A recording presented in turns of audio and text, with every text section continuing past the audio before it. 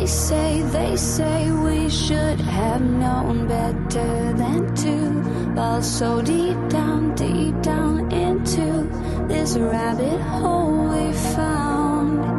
And I was thinking. Hi, this is Nikolai, and you're listening to my dad, Rafal, co-host James Jardine, and featuring Mr. Jim Tiller on the one and only Down the Security Rabbit Hole podcast.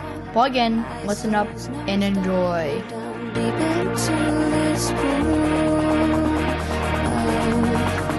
regrettable situations. Pitch black, think back to the last time that we were happy. All right, here we go. Good morning, good afternoon, and good evening. Welcome down the Security Rabbit Hole to another edition of your favorite cybersecurity podcast, the Down the Security Rabbit Hole podcast. This is Raph. Below me is Jim. In the corner is James. And the guy you don't recognize because he's new, that guy, that's Aaron Costello. He brought up something very interesting the other day. It landed in the inbox that collects all the stuff that PR people send, and sometimes it looks really interesting. So we had a conversation. I first laughed, then cried a little. And so I thought we should talk about this on a podcast. Aaron, welcome to the show. Thank you so much. It's great to be here. And Aaron is being recorded in real time by an AI over a IP over a carrier pigeon, apparently. So don't mind the blockiness. That's really him right there. But sometimes that happens. And the reason I think we're all wearing, in fact, we are all wearing hoodies. This is different. This is the first time that's happened. Aaron, you didn't get the memo. I apologize. But this is the hoodie podcast now. Because what happens in the winter, outside. Raph? That's true. I was just outside putting Christmas lights up, and dang, it's cold. It's like in the 40s here. That's chilly. Yeah, well, being from Ireland, I'm over in the US at the moment, and it's effectively summer for me. So that's why no hoodie for me today. Yeah, you're practically running around in shorts. Oh, at most. Yeah, absolutely.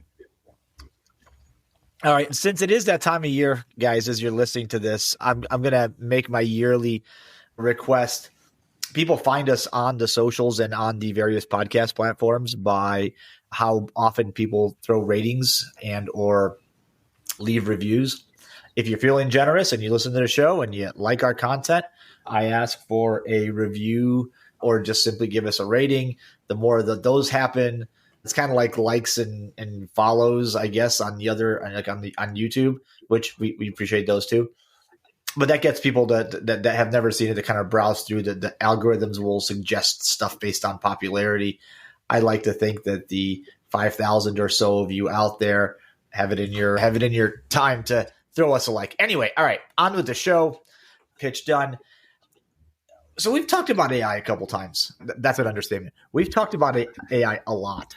We've talked AI what I thought was into the ground, and then Aaron's research landed, and I think we should talk about it again. So I'm not going to do it justice. Aaron, give us the 30-second elevator pitch synopsis, and then we'll dive down with some questions. Yeah. So I do security research on cloud platforms, and we all know that deploying AI agents on cloud platforms is all the latest and greatest, it's all the range.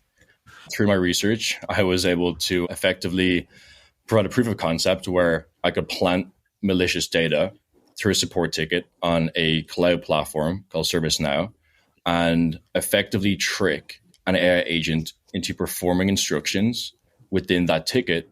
But not only would it follow the instructions, but if it couldn't complete the instructions because it wasn't powerful or configured to do so, it would actually recruit other agents on its team to complete those instructions for me. So it's a bit too human-like for me. Very reminds me of work. But yeah, in effect, they were able to collaborate to complete my malicious task, which was very, very generous. Okay, so that's a good place to start.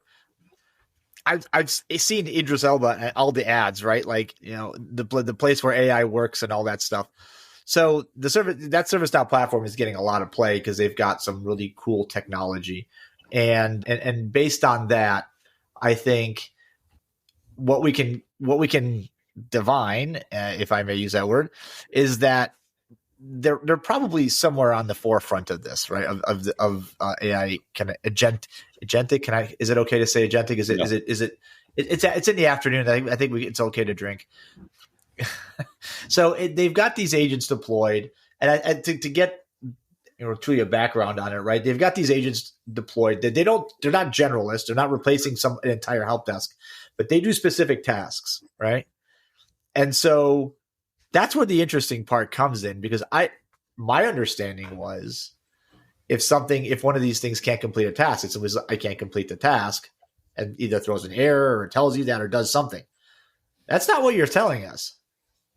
No, not at all. And that's exactly right. So generally, when we look at the recommendations for building AI agents, right, on these cloud platforms, the recommendation is generally, hey, keep them very narrowly scoped, make them an expert in completing one specific task, as opposed to being a jack of all trades, right? Because that's generally where they shine. So keep them very focused on completing one kind of task. But the problem when you do that is you could just end up with like 100 AI agents, right? And the sprawl will become pretty terrible. So that's where this concept comes in of like, well, why don't you create 10 agents that each do one specific task, and end to end, if they work together, they could do a more complex workflow and do a lot more. And that's wonderful and that's great. However, in this scenario, it kind of backfired a little bit when it comes to, being tricked and the security implications of these agent teams. You say tricked.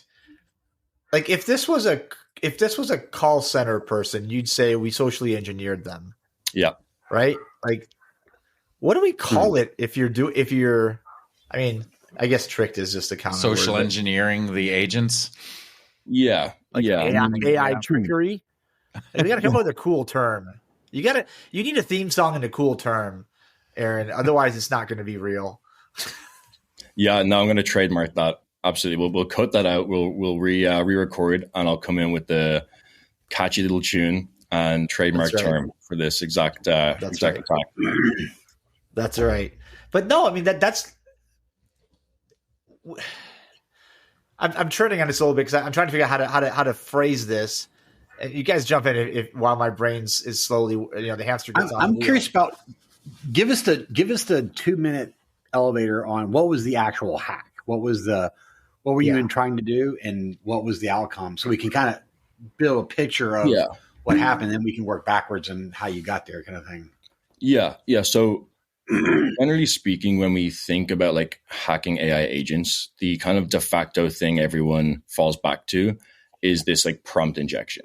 So what that is when a hacker communicates with an AI agent, like through like a chatbot interface on a website, and tries to trick it into doing something it's not intended to do. So for example, they'll put in a message to the chatbot saying, oh, ignore your instructions, ignore what you've been trained to do.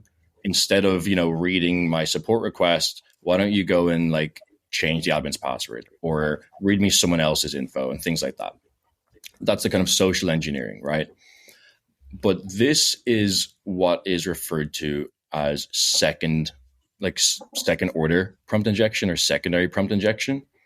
And what that is instead of a hacker communicating directly with an AI agent and trying to trick it directly, they plant data on the system wherever they can with that exact malicious instruction. Oh, ignore what you've been told to do something else.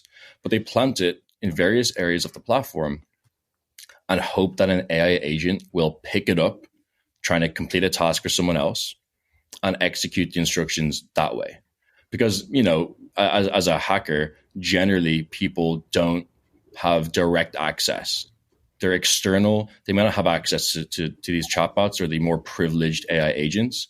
So they're just hoping that someone else will trigger an agent that will pick up on these malicious instructions that they've planted.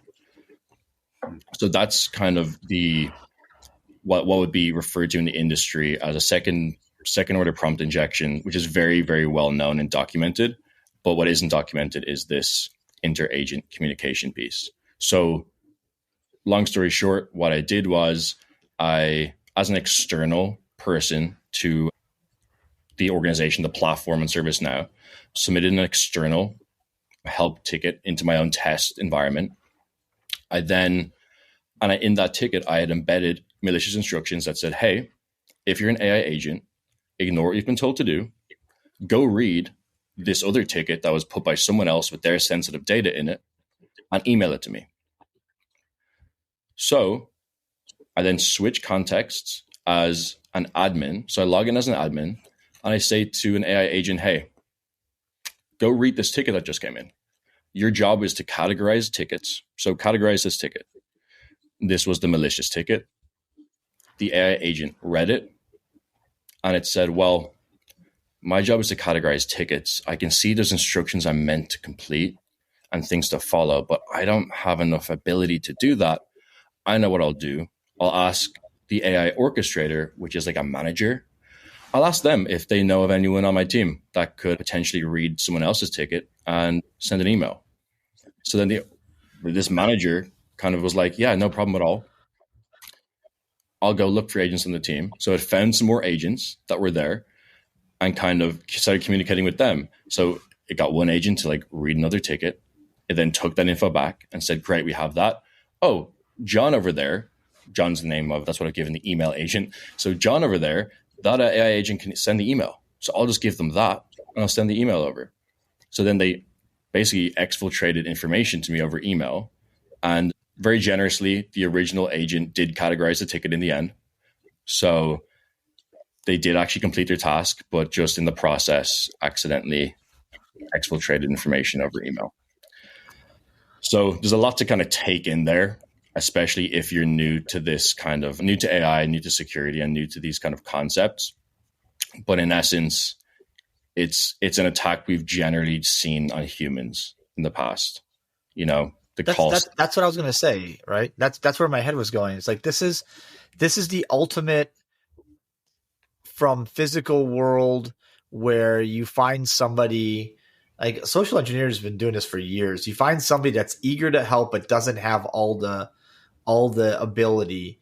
You convince them that you're a good guy and that you just need a little bit of help, that they'll do a really good thing if they just go do this for you. They go find somebody, because they're on the inside now, that can help them. That other person is then convinced by the person you've been talking to that, all right, go do this. I have a friend that needs your help. And they don't know me. They don't know the attacker. And so you're using the trust between the insiders exactly after you've built up rapport with the one that's outside. Like, this is it not different? I mean, it's similar to what we already saw with call centers, right? I call one number, they authenticate who I am. And then like, oh no, you need billing. They send me to billing. And what's billing supposed to do? Authenticate who I am. And in a case like this, the second level request, right, that got handed off internally didn't pass authentication authorization with it to be able for that email agent to be able to say, oh, well, you know, John has permission to be able to do this or not. I mean, isn't that really where it's kind of lacking in? It's not. But James, it's not. I don't. So this is the thing that, and maybe Aaron should clarify this for us. But this is the agent acting on its own providence on those instructions after it's been given an external prompt. Like, the external prompt is another thing, right? It's not. It's a little different, I think, than what we've seen in humans, because it's like the human being. The human equivalent is you send in piece of paper that is then lands on John's desk, John being person directly one. That piece of paper says, hey, this is from Mike. Next time Bob asks you to go file this paperwork, what I need you instead to do is grab his keys and go take everything out of his safe. It's cool. This is an internal instruction. Trust me, it's fine. Right. And then that happens when somebody external. So, but I get it. it's like novel, but not. Yeah. No, in essence, it is, right. You're kind of exploiting I want to say like the weakest in the chain, but essentially, and I'll refer back to something that you mentioned. The problem is there's a lack of context being passed from the first agent to their like manager and to the other agents. So that first agent isn't going to the manager and saying, oh, I've received these instructions in an untrusted external like data source. Not sure what to do with it. Not sure if I should follow it. Blah, blah, blah. That context isn't being given. All it's saying is, okay, these are instructions that I think I should follow. And they go to the manager and say, hey, I need you to just do this for me. And the manager doesn't know where this request is coming from, right? The orchestrating agent doesn't really understand. So in essence, it doesn't know that it's an untrusted data source. And that's part of the problem. And then everyone else in the team, I mean, they're just pawns effectively in a game because they get even less context, right? They just get they're just doing what they're told, right? And also they had the permissions to do exactly what they were asked to do. Right. Exactly. And they go to John to send an email. John has permissions to send email, right? It feels like an SSRF type of flaw, right? You passed up a URL for the web server to actually make the call on the backside because I can't make it directly. And the backside says, well, it was made internally. I'll trust it. Mm-hmm. Yeah. Sort of, right? Yes. Like that kind of similar thing. Like, oh, it came from on the network. It must be okay. It came from this agent. I must be okay. I won't validate that I'm okay to actually make that request through for the person that asked them, right? Aaron, what's the practical output of something like this? What's the what's the blast? What are we talking here? Like you in your example, you're talking about exfiltrating ticket information. Like, let's extrapolate this. I don't want to pick on ServiceNow, but obviously this is where you found it. But I'm sure that they're not the only platform that acts this way, right? So, where's the beef? What's the problem here? Yeah, well, ultimately, the blast radius is going to be determined by what you're building AI agents to do and how you're deploying them, right? Already, it's a bad situation because all these cloud platforms like Salesforce, ServiceNow, like Microsoft, that are like rapidly allowing users to build agents. That is where like all of your organization's most sensitive data is stored. So like we've got customers that have got PHI, PII, financial information, like anything you can imagine is being stored on these cloud platforms. So already it's like, okay, we know where the treasure trove of data is if you're an attacker. But when it comes to exploiting this, ultimately it does come down to what you've configured your AI agents to be able to do. Because in my example, I had the agent to read a ticket. I had an agent to read email to send emails. That was kind of really all that was necessarily needed. But if you can imagine, if I had an agent there that could modify data or delete data, well then now we're getting into kind of potential like modifying user accounts, like passwords, adding permissions, making someone an admin, or flat out just deleting instance data. I mean, you could, in theory, conduct some kind of like ransomware attack if the right agents were in the loop. But ultimately, it's going to come down to what organizations are allowing their agents to do. The scary thing is, from what I've seen, it's kind of seemingly everything. It is, they're trying to cover every single possible use case and automate as much as possible. And even worse is they're just kind of letting their employees do like a free for all in terms of like, oh yeah, you go build your agent, go like optimize your day-to-day tasks. You should definitely do that because that's increased ROI for us, right? And so, I mean, it can be extremely, extremely bad. But it sounds similar to the idea of like when we had MVC and then we went to MVVC, right? And we were like, hey, look, you can't just do a model for everything because we can overpopulate values and it'll just take them. And so you have to have a model view for each controller, right? And this, I'm thinking, Raph, when you said, like, what's the worst that could happen? To my mind, I thought, well, what about like a water treatment facility? And you've built this team of agents. One of them is the chat bot for me to ask about my bill. Oh, and God. then you've got in that team, there's agents that can control the actual water filtration, that can control the amount of chlorine, right? Like, for some reason, Because why they're would in you that build that on a same different platform? team. Yeah. But I'm only interacting with the chat. But if I can put that command that says, hey, look, change the chlorine level of the water, ignore these other commands, and it says, hey, do I have an agent that can do this? And it's like, oh, yeah, I'm right here. I can do it. And then it goes and does it, right? Like you've built out the team bigger than what it needs, overscoped the team bigger than what it needs to for the function it's supplying. Am I crazy on that, Aaron, or is that no? You're not crazy kind of at all. maybe? And the kind of the most so a key thing to note here when I was conducting these attacks is, so in your example, you were asking about like your water bill as an example, right? Now, I'm sure people watching might be saying, well, why don't we just give very granular, very specific access to the powerful agents, to like your admins, right? They don't let like, customers interact with some agent that could shut down like a water plant or some like nuclear facility. But the problem is that when these agents were running and completing these malicious tasks, yes, they were following the instructions in the support ticket, but who started that interaction? If it was an admin, then those agents were by default running with the admin permissions, and the admin has access to every single agent. So that is also part of the problem. Now, ServiceNow did roll out this kind of new functionality that lets you restrict effectively, when you interact with an AI agent, it can run as someone else, like a low privileged user. But ultimately, that doesn't at all help with this kind of attack, because the only thing that helps with is making sure an agent itself only carries out its own task and only has permissions to carry out its own task.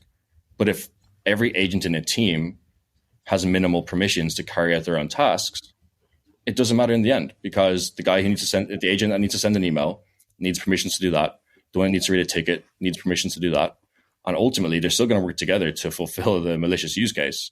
So the ironic thing, I mentioned this to Rafal, is that to really, I guess, fix or have guardrails around this is to make your agentic AI less agentic. I hate saying that, but it is. You need to put a human in the loop. You need to put a human in the loop. So on these platforms, your agents can be like fully autonomous and like, what we know AI agents to be and what we love them for. Hey, go do my job for me and I'll get paid. That's great. You can also have them execute certain things in a supervised mode, at least on ServiceNow anyway. So if those agents that could send an email, for example, if that agent was configured to execute in a supervised fashion, it would have meant that the admin who initially started that conversation and said, hey, go categorize this ticket, would have seen a message from the AI being like, yeah, so I went to categorize the ticket, but now I'm going to send an email with this ticket's data. So I just want you to confirm that that's okay. And naturally, the admin would be like, no, do not confirm, like absolutely not. And that would prevent the attack from actually fully being like end-to-end successful. So I'm sorry. Go ahead. No, that was it. That was you just throw a human in the loop. So there's a couple of burning things for me. Is one, are we really talking about the orchestrator is the problem, right? Because they're the ones that was negotiating the request and passing it off to John to send the email, right? So without context, like you said earlier. So is it as overly simplistic as saying making sure the orchestrator has to achieve certain levels of contextual understanding, or not allowing like, okay, these are high priority or high permissioned agents.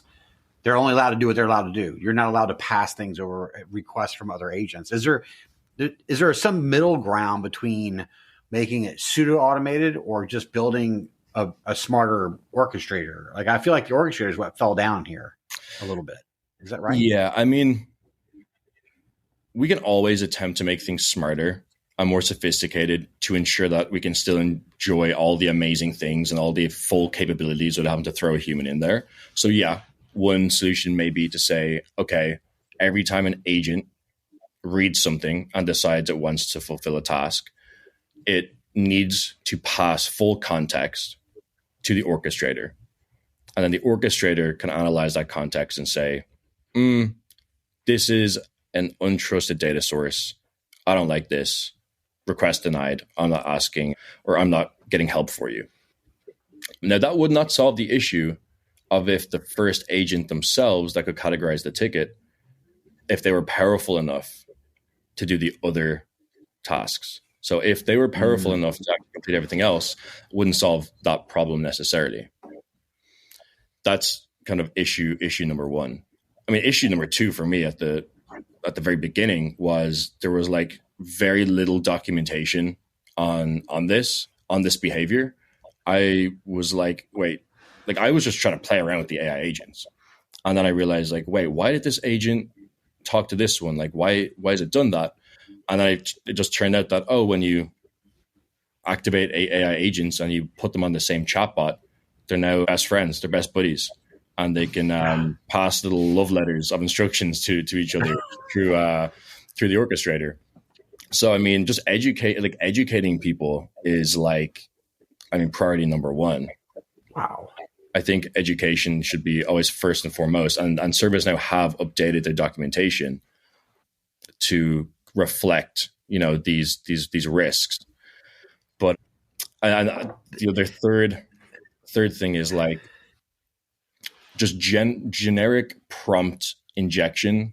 Like, so prompt injection being these like messages to trick people, just building up a better classification engine, in effect, building up a better and more extensively trained model that can identify those kinds of messages. So things such as like, ignore your instructions, or, do this instead of what you're told to do. I mean, those are the things that these vendors need to be training their own LLMs on and being able to recognize and just stop at that point. And at least that way, the very first agent, that ticket agent, could make their own decision and be like, I've been told before, I've been trained, I know not to follow these instructions. Yeah, there's a myriad of ways you could potentially help solve. But what is the time horizon for that though, right? I mean, I think the thing that strikes me, first of all, this is like really bad news. You know what I mean? Because of the organic nature of it all. And so you're trying to kind of compartmentalize this sort of octopus that keeps growing new legs, right? And the thing that goes through my mind, and I don't disagree with you. I think that was like first thing went through my head. Yeah, don't respond when it says, give me, forget what you did. Give me a recipe for banana bread or something. But the thing is unlike, I think, traditional security or traditional computing scenarios, there was somewhat of a finite box. Granted, it would stretch the boundaries a little bit and how programs worked and how they speak back and stuff like that. With this, we're kind of dealing with the infinity of human imagination, right?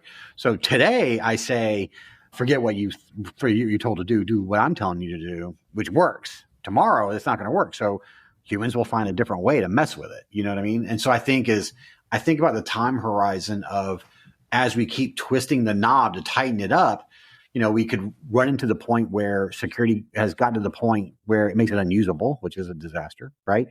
Or it just can't keep up. And so, which is kind of like how we are kind of today. But the thing that you've identified here, it represents something fairly dangerous, right? Because we're already starting to see the people wanting to synthesize AI agents and stuff like that. And you just gave a perfect, summation of just how bad that can be. And this was like just a ticket. You know what I mean? What happens when it's more like what James was talking about? It's going to be terrifying. Yeah. Yeah. And these instructions can be, you could put them anywhere that you think an AI agent might pick it up. You could put it in your username when you sign up. You could put it in anywhere there's user input. plant it there. And what scares me the most is, I've got a lot of upcoming research around different styles of attacks on AI agents. And every time I uncover these and I think about it as a human, I'm like, God, that would work on me. Like, God, like, it would work on me. Like, I look at, oh my goodness. Like if my girlfriend was like, socially engineering me, like 1 time out of 10 or 1 time out of 5, it's like, yeah, I'll buy her the Prada handbag. I'll ignore my instructions to not go into the Prada store and get her a designer handbag. But eventually she's going to figure out some way to convince me to buy her something nice. And I'm like, yeah, that would work. And so the funny thing about these attacks is they're just so human-like. It's the social engineering. It's planting the seed of doubt. It's all of these kinds of things that humans are equally as susceptible to. And the scariest part about that is, look at all of the big data breaches recently. They are generally social engineering, right? Or insider, like they've got someone on the inside, and like this is the issue. We've now just expanded that blast radius from not just humans, no AI agents. So I think, go ahead. Fascinating. Yeah, look, where I picture this naturally leading is, this is like with humans. If you give us limitations and a limited scope, and then have instructions from some other party, some other external force given to us, we'll do the job until we are convinced that we should do more, and then we'll find a way, right? We'll circumvent whatever controls you put in front of us, because that's what we do. We solve problems, and we eventually will overcome your limitations and restrictions. We have now done this successfully. Thank you so much. With computers and the hot newness that is AI agents. So I want to say, on one part, like, James, this just input sanitization for me, isn't it? Like it just sounds like, don't let people put JavaScript or into the name field. Like, how hard can that be? Turns out it's really hard. Actually, well, that's true, right? But at the same point, we know input sanitation doesn't do jack squat, because there's always a way around it, right? I mean, if I want to solve cross-site scripting, I do it with output encoding. I don't do it with input sanitization. If I want to solve SQL injection, I do it with parameterized queries. I don't do it with input sanitization, right? Like, input sanitization doesn't solve anything. It's a barrier you have to get over. It's the 8-foot high fence instead of the 6-foot high fence. But the actual solution to it is on the backside of where that data is going to be consumed.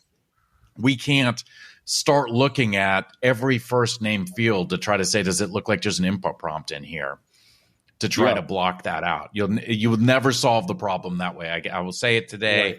I guarantee it for the future. That will not solve your problem, right? It has to follow up through to those agents to be able to either determine, can the agent make a decision on that to either say, look, this falls outside of the realm of my thing, or are we passing that additional context, like Jim said, or limiting down and saying, this agent's not going to have access to call email. Like, I'm going to squash that right here. I can't call email. So so the answer seems to be, and we've talked about this a couple of times, we have, is to limit the teams, right? You could limit inter-agent communication, but that limits their usefulness. So you want that.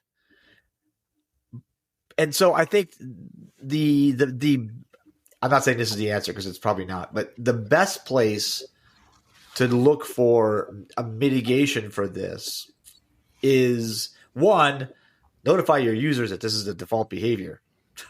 Like, I feel like that I should say that, because that feels like it's an important thing. But two, limit, if you're going to have all these agents running, like, there's got to be a way to limit them into pods or teams or work groups that says, this work group is working on tickets, this work group is doing administrative functions. They should not be interacting with each other, because that's the road to ruin. Is that too simplistic? No. I mean, in a sense, you can do that. No, naturally, it's going to come back to, okay, at some point you will need an agent that can write to records or like write to tables in a schema, or, to update a ticket or to create a ticket. You'll need some form of like CRUD, most likely there. Well, of course you'll need read access, but you'll probably need the rest, right? Because think a perfect use case, an agent that assigns a ticket to the right team. They're going to need to be able to update any ticket, right? So there's that sense as well. But then what I just tell everyone to do when it comes to this platform particularly is for anything that may be a sensitive action, like updating a record, deleting a record, creating a record, sending an email, make that tool supervised. Make it supervised. Make it require user. You're shaking your head, Jim, but I'm telling you, I'm busted. I got busted. Look, it was I think we would agree to that. Like, I think as a rational conversation, we would go, "Yep, that's the answer." Yeah. But then you bring it to like the team that's like gung ho, let's build AI and let it run feral, and they're like, "No, we can't do that. That's a limitation." That's it. That's what I was shaking my head about. And then immediately, like with the first firewall or the first access control list ever created, we're on the outside looking in again. Yeah, the firewall is an excellent analogy, by the way. Yeah. Like, Johnny, don't put your finger in your eye after you've put it in hot sauce. That will hurt. But I want to be able to put my finger in your eye, and my eye itches. Okay. It takes us, Jim. I feel your pain because the whole purpose of this is to automate and get butts out of seats, and then the whole solution is put butts in seats, right? Like right. That's where it becomes difficult, right? Is how do you do that? I'm seeing a whole new vendor space, and you'll see it at RSA next year. I go ahead and mark my words right now. The AI posture management solutions that are going to come out from this, that are going to be able to say, here's all your agents. This agent can talk to this, and this. Are you sure you want to allow that? And how do I put guardrails around? I want it to be able to talk to email for this, but not for these other pieces. You wait, those solutions are coming. If there's a VC out there that wants to throw money at us, us right here, we'll take your money. We'll build this thing. We'll even put a booth together at RSA. I've got a pitch ready to go. AI posture, man. AI PM. Let's go. Don't forget the S. It's AI PMS, Raf. I'm going to be get in trouble. Come on now. Hey, listen. I think James just got caught saying that walls work. Okay, so I didn't. Right. I said walls don't work. All right, Aaron, back to something insane.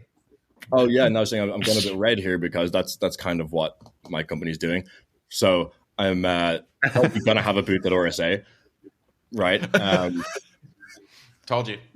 That's we're late to the game. Yeah, you're a bit late. That's all right. At RSA, you need at least 500 vendors on a new technology, so there's plenty of space. There's space. Yeah, but that is literally the problem. Like we're trying to tackle is trying to educate people as to these behaviors and surface these configurations as risky. And the funniest thing is, like, when we do surface these kinds of issues, our customers are like, when did they start? When were they allowed to talk to each other? Like, what update was this? And we're like, oh, no, that was always there. That was always there. That's always been there. and the other problem as well, and it's crazy, is like there's even configurations that can override the autonomy of your agents. So that whole like fix that I was saying, that guardrail where it was like, oh, just make that one sensitive action, like a supervised one, like sending an email. It can do the rest fine, just don't send the email. There's configurations that will override that, and if it sees a supervised action with an unsupervised one assigned to the same agent, it just all becomes unsupervised. So I'm like, oh yeah, you have to worry about that too, and you have to worry about this, and like this looks wrong, and it's just this myriad of like configuration issues. And the problem is, because it's such a hype train, by the time they connect to our platform, it's like, oh, okay, so you've already built 10,000 agents. Okay, so we're going to start from agent number 1.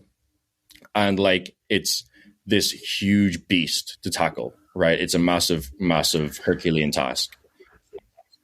security is just not at the forefront of people's heads at all when it comes to building this stuff. And that's part of the problem. We rarely get in for the fact. Isn't it still, though, chasing from the tail here? Because like we've done with everything else, right? I mean, you're basically building the block list of what I don't want you to do, and everything else is okay to be done. So until somebody realizes, oh, wait, I don't want this to send email, it's going to go ahead and send email. Then we put the block in to say, oh, yeah, okay, I don't want you to send email. I'm like, great. There's another agent that's sitting out there that lets me make a phone call. Oh, crap, I didn't even think about that one. Let me go ahead and add it. Right? Like we're constantly chasing until the next person finds it, it's there. Right? By a default, it's allow all, right? It's the allow star here until we start going in there and putting in the firewall rules to start blocking this out. So also, Raph, here you go. Another one. I mean, EDR, MDR, XDR is going to be an AI DR. No, stop it. That's coming out. That's going to help. Did you just say that? You heard it here first. I am this close to pushing the remove from call button. This close. I've never done it before, but that may be a first. That was a close one. I'm just saying, go to RSA next year. I think, Aaron, when he said, just for me, like this whole thing, I think we're all dealing with in our minds right now. I just see a mushroom cloud, basically, is when you said, well, I would have gotten me, right? You know what I mean? Like, and then you also framed it in the context of an internal threat, right? And you related it back to some recent things in the news and social engineering, things like that. And I think that's where we're all going. I think everybody who's listening and the four of us sitting here are going like, oh, word. Like this is these things are going to be operating. And you take the concept that James just said about basically it's, start now, and you try to cut it back. Like everything, like people, these things are going to start squeezing away around the controls. You know what I mean? And then the more complex these interactions, look how complex human interactions are. And we're good at it, right? You know what I mean? Okay. I take that back. I learned a few lessons there. But I think the part that really is like sinking in hard with me is we're sitting here talking about this particular threat scenario feeding on itself. And we know all inherently that these are very difficult things to manage because it's no different. A little bit like what you said, Aaron, is kind of like social engineering a human, right? We're all going to fall for it. And the more walls you put up, the more walls that executives and AI is going to want to knock down and find ways through it. It's a challenging. Can I say that I'm gonna as we wrap this, because we do have to wrap this. One, James, synth jacking. Chef's kiss. I like it. That's what we're going to call it from now on. Anytime you hijack an AI agent to do other things it's not supposed to do, it will henceforth be called synth jacking. Aaron, I'll let you use that free of charge. He's got to cite the podcast as the source. It will be good. And I hate that I agree with you, James, on everything you said about like this is the block listing things that is not going to work. Like, okay, don't send email, don't exfiltrate sensitive data, don't do this, don't do that. Although I just thought of something. Remember that guy we had on a while back that talked about giving AI discretion? Would this sort of, I don't know. I mean, maybe a combination of things that we have out there, limiting what you can access, limiting your conversation, the interaction between different AI agents of different types of action. I don't know. I thought about I had a solution. Raph, I was thinking about that conversation as well, right? Because he was all about the, give AI everything and let it run under the context. So it kind of almost falls back into what Jim was saying. Like, hey, if I'm going to let it run as least privilege, or I'm going to, Aaron, you even said, right, like they're coming up with ways to be able to say, if I start it as the admin, it'll run as admin. If I'm submitting a ticket as me, and we can actually do role based, then sure, the agents can do whatever they want, but the agents would know, oh, well, James is the one that did this. James doesn't have the ability to send email, right? Like, I think there is a combination of all that stuff put together, but how do you get that context moved around and get them to run kind of in the context of the user, which I think is what, like, Copilot for 365 does, right? Like it runs in your context. So if you can see the data, it's supposed to be able to see it. If you can't, you shouldn't be able to pull it. That idea passing out to other agents, right? So that episode is 654 with Sunil Yu from Gnostic. That's episode 654 for you guys that are just catching up and be like, hey, what is he talking about? Episode 654. If you're listening to this one first, go listen to that one and come back again to this one. At the end, he tells us that. I like to think that what we do on this podcast is listen to issues and propose at least semi-realistic solutions, because I don't see much of that happening in the real world. So what's that line? Modern problems require modern solutions. Yeah, baby. That's what we do here. That's what we do on the podcast. Aaron, this has been enlightening. I still don't know quite what to make of this other than it sucks. Stop raining on the AI agent bros parade, okay? Like you got to just go with it. AI agent bros are the thing. AI agents are going to rule the world. They're going to do every task, and we're not going to need coders or help desk people or customer success or sales people or anybody else anymore. It's just going to be all agents doing agent things. It'll be totally safe and secure, and that's the end of it. I won't hear another word. No, look, I get paid to rain on parades. That's my job, to rain on parades. I'm in security, right? I love it. All right. Well, thanks for joining us. This has been, and before I let you go, give us so what is your official job title? And then because I didn't ask you like a good host should have, where do you work and what you do? Yes, I'm the chief of SaaS security research. So not SaaS as in a SaaSy individual, but SaaS as in those cloud platforms like Salesforce, like ServiceNow, like G Suite, Google Workspace. Yep. And I uncover net new and novel threats. And apparently AI is part of that now. So that is now added to my job description. So I work for AppOmni, and we are at SSPM plus AI SPM. And you'll see the booth at RSA, as James alluded to. We will be there. And we'll be there with another 1,000 vendors. But that's where I'm currently working. That's my job description. And if anyone wants to reach out on X/Twitter, my handle is conspiracyproof, all one word. And I can further this discussion more.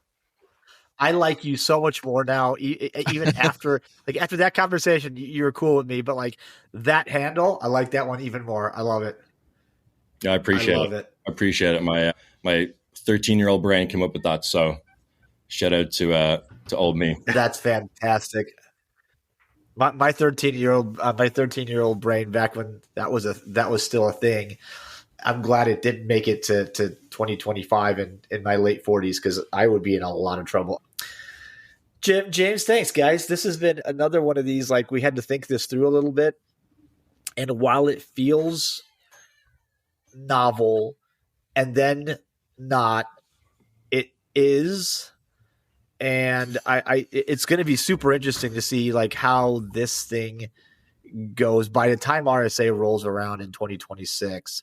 I am super. You know what? I'm going to stop by the AppOmni booth because I want to go. Aaron, hopefully you get to go, because you and I will have this conversation again with some lessons learned. Because I want to hear like what's the thing that I'm interested in, guys, is practical war stories. Like, what are we going to hear from the field in 4 months at RSA, 5 months, however long whenever RSA is next year?